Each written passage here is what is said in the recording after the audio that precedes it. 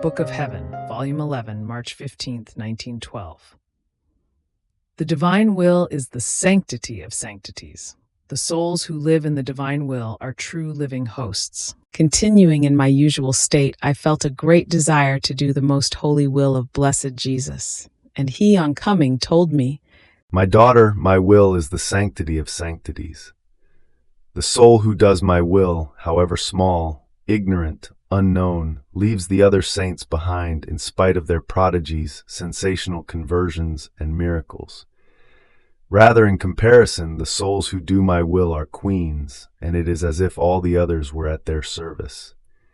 It seems that the souls who do my will do nothing, while they do everything, because being in my will, they act in a divine manner, in a hidden and surprising way.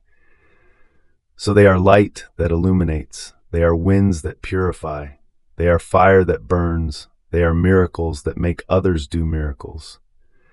Those who do miracles are channels, but in these souls resides the power. Therefore they are the foot of the missionary, the tongue of the preachers, the strength of the weak, the patience of the sick, the regime of the superiors, the obedience of the subjects, the tolerance of the slandered, the firmness in dangers, the heroism of the heroes, the courage of the martyrs, the sanctity in the saints, and so with all the rest.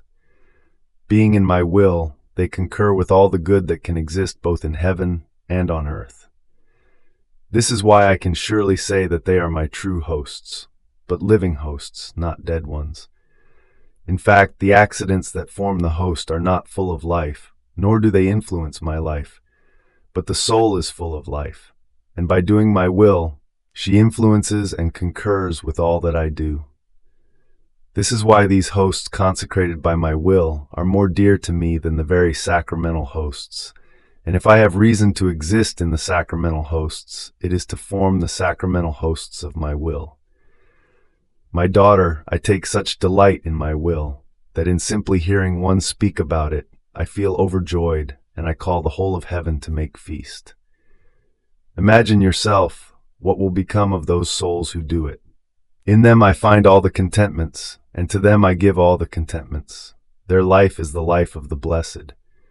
Two things only do they cherish, desire, and yearn, my will and love. They have little to do, while indeed they do everything. The virtues themselves remain absorbed in my will and in love, and so they have nothing to do with them any more, since my will contains, possesses, and absorbs everything, but in a way which is divine, immense, and endless. This is the life of the blessed,